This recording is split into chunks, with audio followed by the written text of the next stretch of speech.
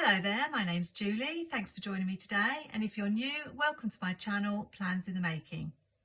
This is a follow-up to my Word of the Year video where I started working in my Oops-a-Daisy journal on my Word of the Year pages for 2025. In case you didn't see it, I will link it on screen, but my Word of the Year is habit, and I was talking in that video about how you can choose a Word of the Year. But unless you have a plan of action and are reviewing it regularly, it can just stay as a pretty page in your planner. I was quite honest in that video about some of the things that I struggle with. And when I filmed that, I was reading Atomic Habits by James Clear, which was really resonating with me. And I was picking up a few useful things that I wanted to put into practice this year. So I did make my pretty page using some stickers from Liveloveposh, and I put my definition of what habit is. A habit is a routine of behaviour that is repeated regularly and tends to occur subconsciously. Ideally, I would love these habits that I'm hoping to develop become completely natural and just happen without me thinking about them. But I realise I've probably got a long way to go before that happens. I'm being quite ambitious and setting myself 6 habits to develop throughout the year, one of which, as you can see, is to plan every single day. I put in writing just because often I have a plan in my head, but I think it's really important to get it down on paper, or even if not on paper, writing it down in your notes on your phone. But there's definitely something about writing your plans down that helps you take steps towards getting things done. I had a lot to talk about in that video, so I only got this page done, and then I tackled the first habit that I wanted to achieve, which was to make daily planning a habit.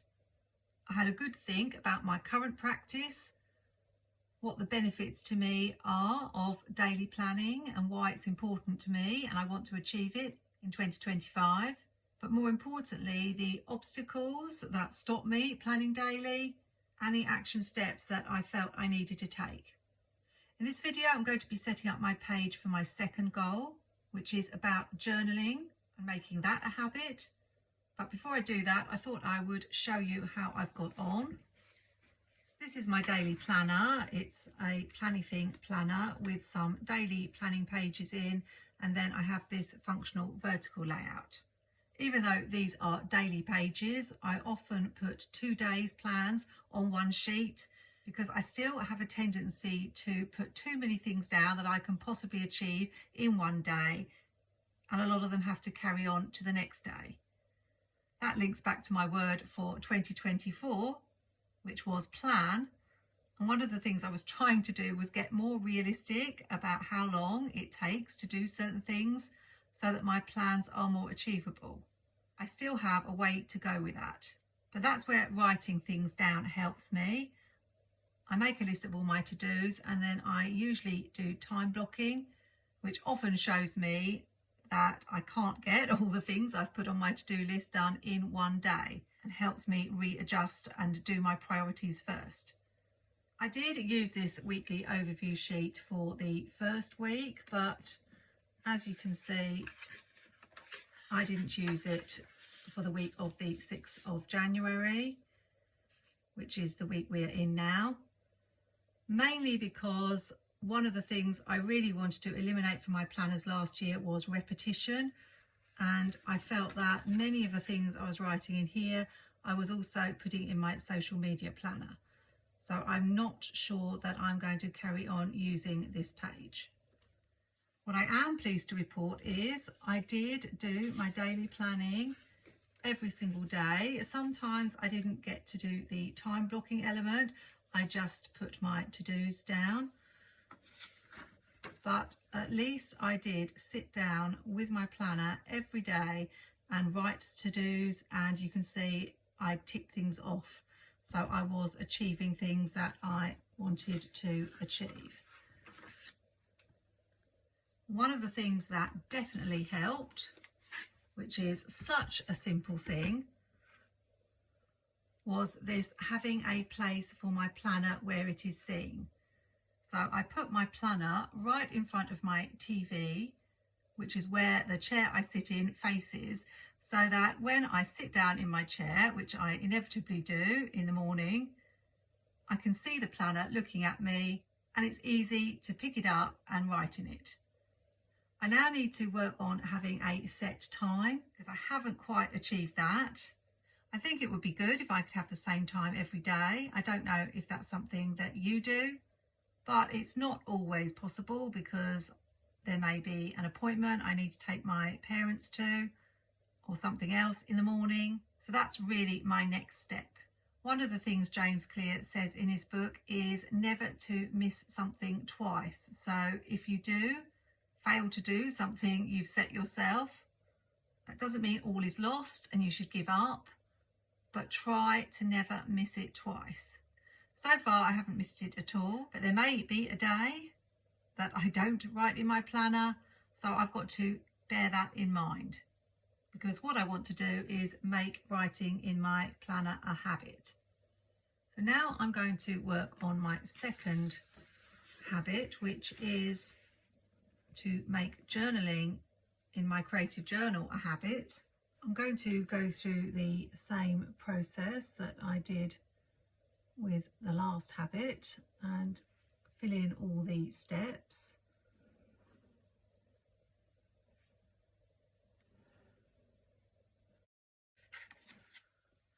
I've just remembered that a friend suggested that to make it easier to write on the pages, you put something underneath. So that will hopefully make it a bit easier. I am new to the world of dot grid journals, so it's a bit of a learning curve for me. I'm setting this page out a little bit different to the last page, just for a little bit of variety, but I will have the same 4 boxes and prompts.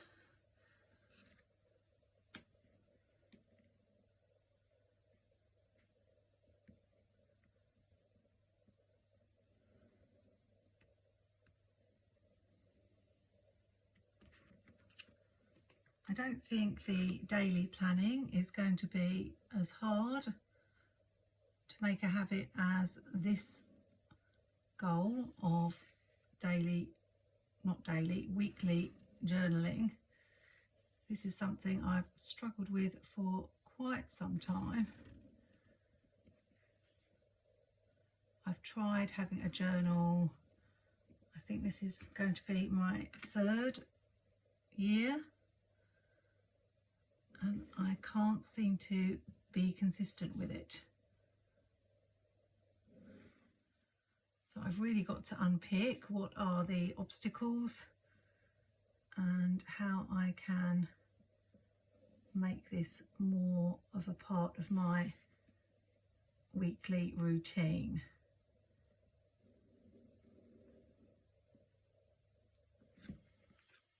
I'm a little bit cross with myself that I used this washi on this page here and didn't realise I wouldn't have enough to carry it on for the 6 habits. I have found this spotty washi. It's not the same, but it's going to have to do.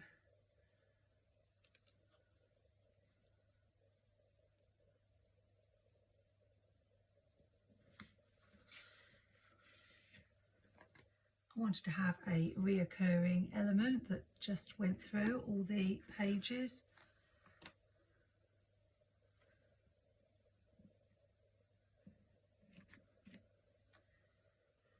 And I need to keep checking back, so I want to make it look similar.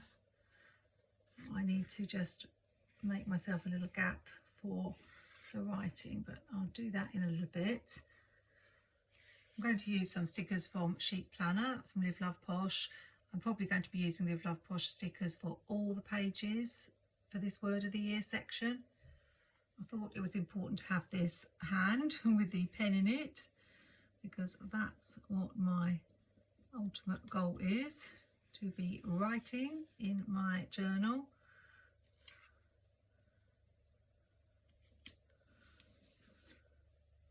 I'll add this watch in because time is one of the things that I need to be setting aside. I'll have a few more pens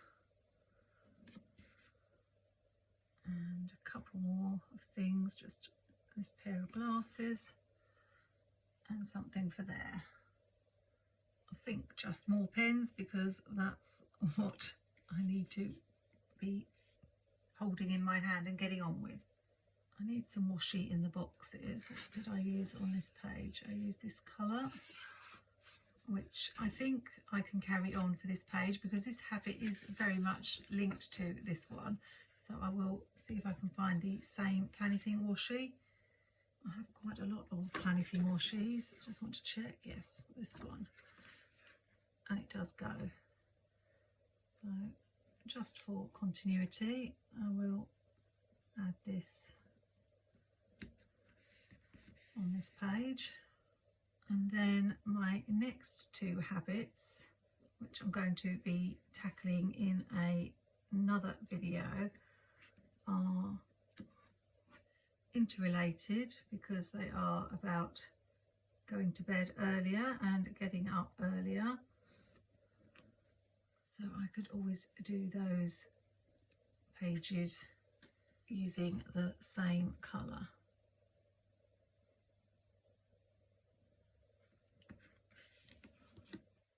I know making a pretty page isn't important, as I talked about in my first video, but it helps to motivate me. I felt quite inspired after the last video,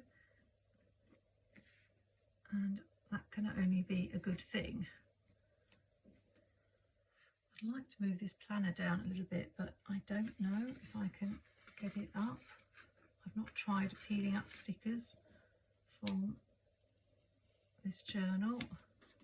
Let's see if I can just move it down slightly. Oh, that was good. Didn't rip it. Oh, I still need to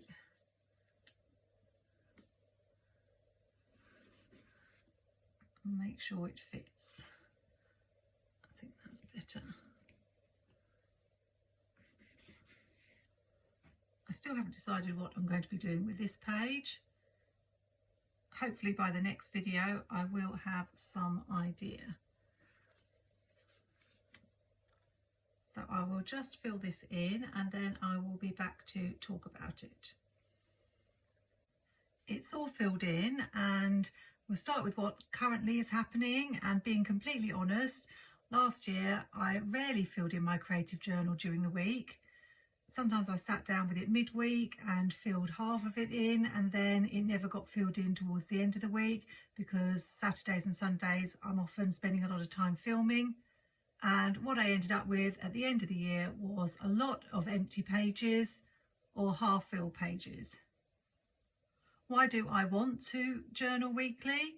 Well, something I've always wanted is to have memories to look back on. I've always wanted to keep a diary, but it's just something that even from a young age I was never able to keep up with. I make these beautiful pages and I think it would be really satisfying to be able to look back on them at the end of the year and see them completed.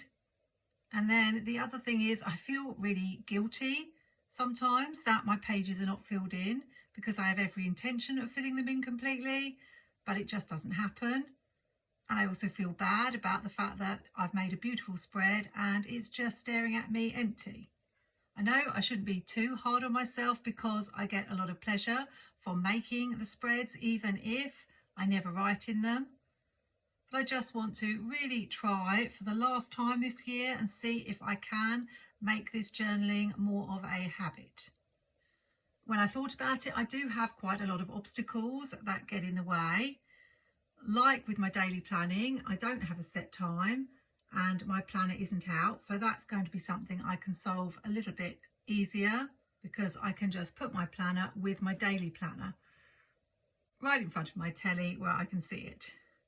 Deciding on a set time will be a little bit trickier because, as I say, the weekend is a busy time, but I can't just fill my journal in midweek because then I won't be able to write about anything that's happened in the latter part of the week.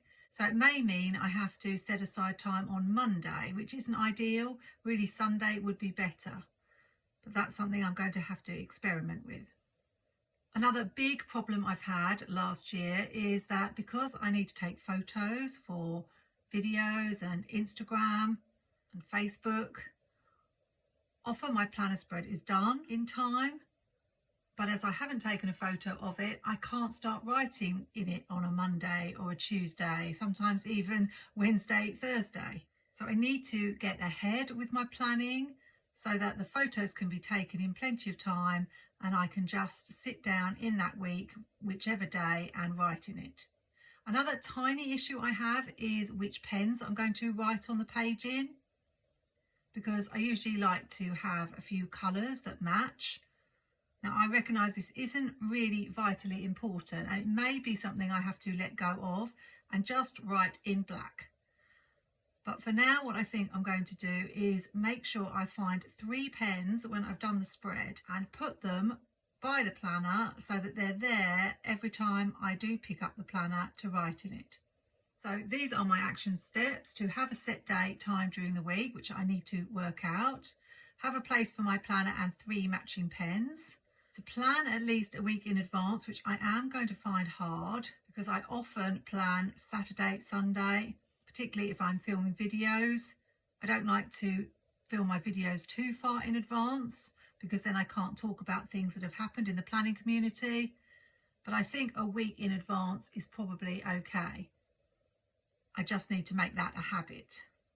And then if I can film in advance and make my spreads in advance, I should be able to get the photos taken. It is a big problem in the winter. It's been so hard to take photos recently because it's been so grey, so dull, and you just can't get a good picture.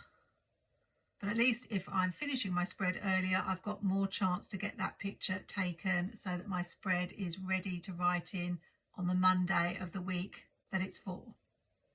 This is my first spread, all filled in. You can see I've kept it really simple, writing in black pen, and then I just had 3 colours, blue, red and pink, and did very little with the colour. I put my goals in for the year and I only had 4 boxes to fill in, so it was fairly straightforward. Another thing I am pondering about my journal is whether the boxes are big enough, even though I use large boxes. I know some planners like to put down lots of little things that happen during the week, maybe only a sentence or a word, but I'm more of a storyteller, and if I want to write about something that's happened, I like to go into a lot of detail. And what I have been finding is, even though I have a large box, I write a few sentences and I'm just getting into the story and I'm out of room. I've seen some beautiful completed journals on Instagram where it's just written out like a diary with some stickers and decoration around the edge, and then you can write whatever you want and stop whenever you want. So something I may have to think about is whether the layout I'm using isn't working for me. And that's something for you to think about. If you're having problems with your planning or your journaling, it may just be that the layout you're using isn't working for you, and that's why you're finding it so hard. As it is, I'm going to continue with boxes for now, trying to pick as bigger boxes as I can. I will also do some spreads where I draw my own boxes, more Bujo style, and see if I prefer that. I did consider using this page as a tracker, having the weeks at the side and then ticking if I've completed my journal. It's interesting because one of the chapters in Atomic Habits does talk about habit trackers and having a way of marking whether you've achieved your goal. And I've never found habit trackers work for me. I just can't get in the habit of filling them in. But in one chapter, he talked about putting a paper clip in the jar every time a certain action was done, and for some reason that sparked more interest in me. So I'm thinking on that at the moment as to whether I can think of something better than filling in a habit tracker that might appeal to me more, where I can have the satisfaction of moving something or putting something in a jar every time I've done it and I can see my progress. I don't know, but it gave me something to think about. I wanted to leave habits 3 and 4 for the next video, and I'll talk then about the bad habits of staying up late and getting up late that I want to work on, and I will make the next 2 pages in my journal. Then the last 2 habits, which are less time on social media and becoming more tidy, I don't know whether I will do a separate video on each of those or put those together. I hope you get something for me sharing my process. It is quite difficult to talk about things that I struggle with, but I know I'm not alone and that everybody out there has their struggles, even if they're completely different to mine. I hope if you have a word of the year that you feel that you're making some positive progress with it, or at least have got off to a good start in 2025. I look forward to you joining me in the next video, and until then, take care and happy planning.